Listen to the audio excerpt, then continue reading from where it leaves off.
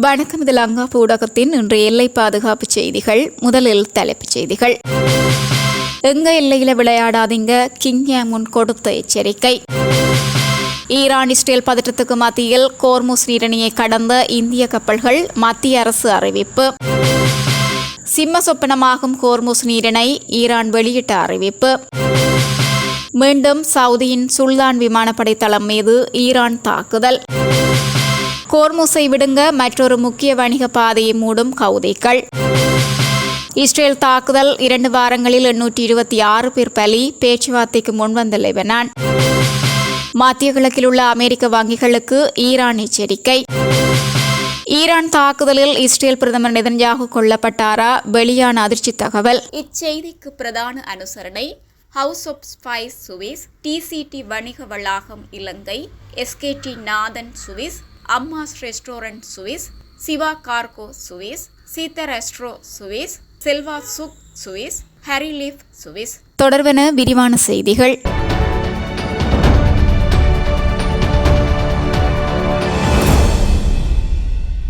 America மற்றும் தென்கொரியா ஆகிய நாடுகள் இணைந்து பாரிய ராணுவ பயிற்சியை முன்னெடுத்து வரும் நிலையில் அதற்கு பதிலடி கொடுக்கும் வகையில் வடகொரியா அதிரடியான ஏவுகணை சோதனையை நடத்தியுள்ளது. வடகொரிய அதிபர் கிம் ஜாங் உன் மற்றும் அவரது மகளும் வருங்கால வாரிசு என பேசப்படுபவருமான கிம் சு ஏ ஆகியோர் முன்னிலையில் 60 மில்லிமீட்டர் ரகத்தைச் சேர்ந்த 12 பல்குழல் ஏவுகணை ஏவி சோதிக்கப்பட்டன. பியாங்யாங் நகருக்கு அருகிலிருந்து மதியம் 1:20 மணியளவில் ஏவப்பட்ட இந்த ஏவுகணைகள் சுமார் 350 கிலோமீட்டர் தூரம் பயணித்து கடலில் உள்ள இலக்குகளை துல்லியமாக தாக்கின. இந்த சோதனையின் போது பேசிய கிம் ஜாங் உன், எதிரிகளின் நிலைகள் எமது 420 கிலோமீட்டர் தாக்குதல் எல்லைக்குள் இருப்பதை அவர்கள் உணர வேண்டும். தந்திரோபாய அணு ஆயுதங்களின் அழிவு சக்தியை அவர்களுக்கு புரிய வைப்பதே இந்த பயிற்சியின் நோக்கம் என எச்சரிக்கை விடுத்துள்ளார். சுமார் 100% துல்லியத்துடன் இலக்குகளை தகர்த்ததாக வடகொரிய அரசு ஊடகமான KRT தெரிவித்துள்ளது. இதேவேளை கொரிய எல்லைக்கு அருகிலுள்ள ஜோன்சியோன் பகுதியில் அமெரிக்க மற்றும் தென்கொரிய படைகள் கூட்டு பயிற்சியில் ஈடுபட்டுள்ள நிலையில் வடகொரியாவின் இந்த ஏவுகணை வீச்சு பிராந்தியத்தில் பெரும் பதற்றத்தை ஏற்படுத்தியுள்ளதாக செய்திகள் வெளியாகியுள்ளது. மத்திய கிழக்கில் நிலவி வரும் போர்ச்சூழல் மற்றும் ஈரான் மீதான அமெரிக்க இஸ்ரேலிய தாக்குதல்களுக்கு மத்தியிலும் எரிவாயு ஏற்றிய 2 இந்திய கப்பல்கள் பாதுகாப்பாக ஹோர்முஸ் நீரிணையை கடந்துள்ளதாக இந்திய வெளியுறவு அமைச்சகம் தெரிவித்துள்ளது. ஹோர்முஸ் நீரிணை பகுதியில் கடும் பதற்றம் நிலவி வரும் நிலையில் சிவாலிக் மற்றும் நந்தா தேவி ஆகிய 2 இந்திய கப்பல்களும் அந்த பகுதியை கடந்து தற்போது இந்திய துறைமுகங்களை நோக்கி வந்து கொண்டிருக்கின்றன. இவ்விரு கப்பல்களிலும் தலா 46,000 மெட்ரிக் டன்களும் அதிகமான LPG எரிவாயு உள்ளது. ஒட்டுமொத்தமாக சுமார் 93,000 மெட்ரிக் டன் எரிவாயு இந்தியாவுக்கு கொண்டு செல்லப்படுகிறது. இந்திய வெளியுறவு அமைச்சகத்தின் செய்தி தொடர்பாளர் ரந்தீர் ஜெய்வால் சனிக்கிழமை நடைபெற்ற ஊடகவியலாளர் சந்திப்பில் இத்தகவலை அதிகாரப்பூர்வமாக உறுதிப்படுத்தியுள்ளார். ஈரான் மீதான வான்வழி தாக்குதல்களால் ஹோர்முஸ் நீரிணை வழியாக இடம்பெறும் சர்வதேச கப்பல் போக்குவரத்து பாதிக்கப்படலாம் என அஞ்சப்பட்டது. இவ்வாறான இக்கட்டான சூழலில் இந்தியாவின் எரிசக்தி தேவையை பூர்த்தி செய்யும் வகையில் இந்த கப்பல்கள் பாதுகாப்பாக திரும்புவது முக்கியமான முன்னேற்றமாக கருதப்படுகிறது. ஹோர்முஸ் நீரிணையை கடக்க எதிரி நாடுகளின் கப்பல்களுக்கு மட்டுமே அனுமதி கிடையாது என்று ஈரான் தெரிவித்துள்ளது. இது தொடர்பாக ஈரான் வெளியுறவுத்துறை அமைச்சர் அப்பாஸ் அராக்சி, ஹோர்முஸ் நீரிணையை நாங்கள் மூடவில்லை, உண்மையில் அந்த நீரிணை திறந்தே இருக்கிறது. இது எங்கள் எதிரிகளுக்கு சொந்தமான கப்பல்களுக்கு மட்டுமே மூடப்பட்டுள்ளது. அமெரிக்கா, இஸ்ரேல் மற்றும் அவர்களின் நட்பு நாடுகளுக்கு மட்டுமே இந்த முக்கிய கடல் பாதை மூடப்பட்டுள்ளது. மற்ற நாடுகளின் கப்பல்கள் சுதந்திரமாக கடந்து செல்லலாம். பாதுகாப்பு கவலைகள் காரணமாக பல கப்பல்கள் இந்த பாதையை பயன்படுத்த வேண்டாம் என்று முடிவு செய்திருக்கிறார்கள். இதற்கும் எங்களுக்கும் எந்த சம்பந்தமும் இல்லை என தெரிவித்துள்ளார். இது தொடர்பாக ஈரான் புரட்சிகர காவல்படை கடற்படை தளபதி அலிரேசா டாங்ஸ்ரி கூறும்போது, ஹோர்முஸ் நீரிணை இராணுவ ரீதியாக தடுக்கப்படவில்லை, அது வெறும் எங்கள் கட்டுப்பாட்டில் உள்ளது. ஈரானின் கடற்படையை அழிப்பது அல்லது எண்ணெய் கப்பல்களுக்கு பாதுகாப்பை வழங்குவது பற்றிய அமெரிக்காவின் கூற்றுக்கள் தவறானவை ஆகும் என்றும் அவர் தெரிவித்துள்ளார். சவுதி தலைநகர் ரியாத் அருகே உள்ள பிரின்ஸ் சுல்தான் விமானப்படை தளத்தின் மீது ஈரான் மீண்டும் ஏவுகணை மற்றும் ட்ரோன் தாக்குதலை நடத்தியுள்ளது. இந்த விமானப்படை தளம் பல அமெரிக்க போர் விமானங்களுக்கு தாயகமாக உள்ளது. ரியாத் மற்றும் கிழக்கு மாகாண பிராந்தியங்களில் குறைந்தது 10 ட்ரோன்களை இடைமறித்துள்ளதாக சவுதி பாதுகாப்பு அமைச்சகம் தெரிவித்துள்ளது.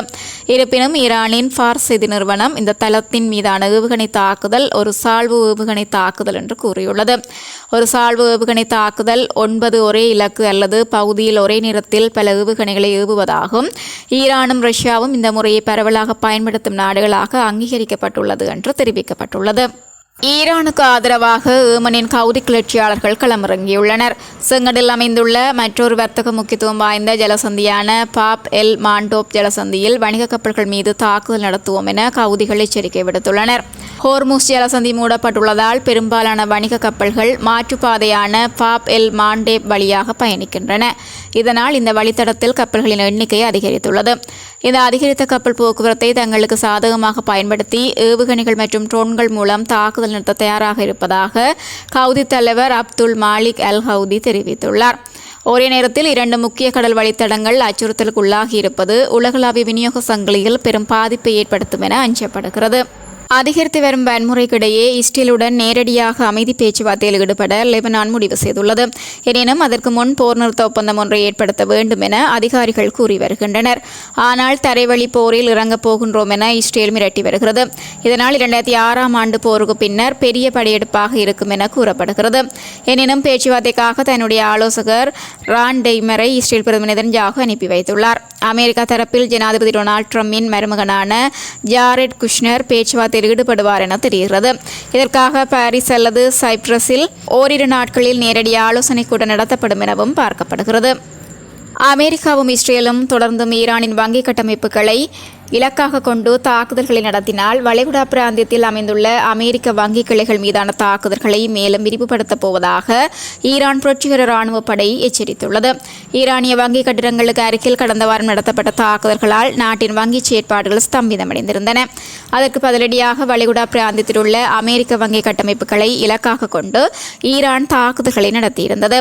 எதிர்த்தரப்பினர் மீண்டும் இத்தகைய தவறுகளை இழைக்காவிட்டால் வளைகுடா நாடுகளில் உள்ள அனைத்து அமெரிக்க வங்கி கிளைகளும் ஈரானின் சட்டப்பூர்வமான இலக்குகளாக மாறும் எனவும் ஈரான் புரட்சிகர ராணுவ பாதுகாப்பு படை குறிப்பிட்டுள்ளது.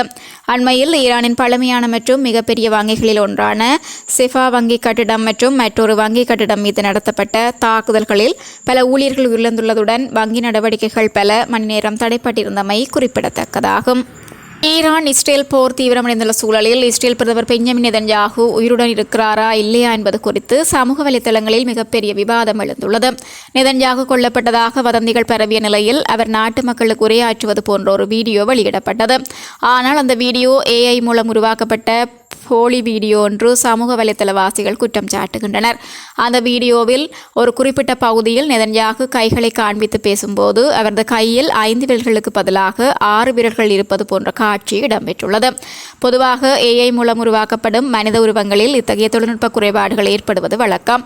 வீடியோவில் அவரது முகபாவனைகள் மற்றும் உடல் அசைவுகள் இயற்கையாக இல்லை என்றும் அது டிஜிட்டல் முறையில் உருவாக்கப்பட்ட வீடியோ என்றும் பலர் நெட்டிசன்கள் தெரிவிக்கின்றனர். முன்னதாக ஈரானின் ஃபார்ஸ் மற்றும் டஸ்னின் செய்தி நிறுவனங்கள் நெதன்யாகுவின் அலுவலகத்தின் மீது ஈரான் நடத்திய ஏவுகணை தாக்குதலில் அவர் கொல்லப்பட்டிருக்கலாம் அல்லது பலத்த காயமடைந்திருக்கலாம் என்று செய்திகளை வெளியிட்டன. கடந்த சில நாட்களாக நெதன்யாகு பொது நிகழ்ச்சிகளில் பங்கேற்காதது மற்றும் புதிய வீடியோக்கள் எதுவும் வெளியாகாதது இந்த வதந்திகளுக்கு வலிச்சேர்க்கின்றது. இஸ்ரேலுக்கு வருகை தந்த அமெரிக்க பிரதிகளுடன் நெதன்யாகு நடத்த வேண்டிய சந்திப்பு திடீரென ரத்து செய்யப்பட்டதும் அவர் இறந்துவிட்டார் என்ற சந்தேகத்தை அதிகரித்தது. இந்நிலையில் இது தொடர்பாக இஸ்ரேல் பிரதமர் அலுவலகம் கூறும்போது பிரதமர் நெதன்யாகு கொல்லப்பட்டதாக கூறப்படும் செய்திகள் போலியானவை, அவர் நலமாக இருக்கின்றார் என தெரிவித்துள்ளது. இதற்கிடையே ஈரான் புரட்சிகர காவல் படை கூறும்போது இஸ்ரேல் பிரதமர் நெதன்யாகு ஒரு குற்றவாளி, குழந்தைகளை கொன்ற கொலையாளியான அவர் இன்னும் உயிருடன் இருந்தால் அவரை கொல்லும் பணி தொடரும் என்று தெரிவித்தது. சுவிட்சர்லாந்துல வீடு வாங்க போறீங்க, இல்ல ஆல்ரெடி உங்களுக்கு அங்க வீடு இருக்குன்னா இந்த வீடியோ உங்களுக்காக தான். ஸோ ஸ்கிப் பண்ணாம ஃபுல்லா பாருங்க. ஒரு மனிதனுக்கு வீடு அப்படிங்கிறது ரொம்பவே அத்தியாவசிய தேவைகள்ல முக்கியமான பங்கு வகிக்கிறதே இந்த வீடு தான். ஸோ அப்படி வீடு வாங்குறது விற்கிறது இது சம்பந்தமா உங்களுக்கு இருக்கிற நிறைய ப்ராப்ளத்துக்கு சொல்யூஷன் தர ஒரே இடம் தான் உங்கள் Selvasak. Your future our vision. இப்போ சுவிட்சர்லாந்துல வீட்டோட வட்டி விகிதத்துல வந்து நல்ல மாற்றம் வந்திருக்கு, நிறைய குறைஞ்சிருக்கு. ஸோ நீங்க ஏதாவது அக்ரிமெண்ட் போட்டு வச்சிருக்கீங்கன்னா இப்பவே அதை ரெனிவல் பண்ணி மாத்தி வச்சுக்கிட்டீங்கன்னா உங்களுக்கு நிறைய ப்ராஃபிட்ஸ் இருக்கும். ஸோ இது சம்பந்தமா உங்களுக்கு ஏதாவது அப்டேட்ஸ் வேணும், இந்த மாற்றத்துல உங்களுக்கு ஏதாவது டவுட் இருக்கு அப்படின்னா மறக்காம ஸ்கிரீன்ல தெரிய நம்பர் கால் பண்ணுங்க. சுவிட்சர்லாந்துல நீங்க வீடு வாங்கணும் இல்ல வீடு விற்கணும் அந்த மாதிரி ஏதாவது உங்களுக்கு தேவைகள் இருந்தா மறக்காம எங்களை காண்டாக்ட் பண்ணுங்க. உங்களோட எல்லா தேவைகளையும் உங்க ஃபேமிலியில ஒரு மெம்பரா இருந்து நாங்க பார்த்து பண்ணி கொடுப்போம். இது உங்கள் செல்வாசக். இச்செய்திகளுக்கு பிரதான அனுசரணை செல்வாசோக் இமோபிலியன், சுவிஸ் நாட்டில் முன்னணி நிறுவனம். தொடர்புகளுக்கு 0795146428. வீடு வாங்க, வீடு கட்ட, வீடு திருத்த மற்றும் வீட்டு கடன். Your future, our vision. இது போன்ற மேலும் பல முக்கிய சுவாரஸ்யமான செய்திகளை அறிந்து கொள்ள லங்காஃபோ யூடியூப் சேனலை சப்ஸ்கிரைப் பண்ணுங்கள். எமது செய்திகள் உடனடியாக கிடைக்க பெல் பட்டனை அழுத்துங்கள். அத்தோடு எமது செய்திகளை மற்றவர்களும் பார்வையிட ஷேர் செய்யுங்கள். நன்றி.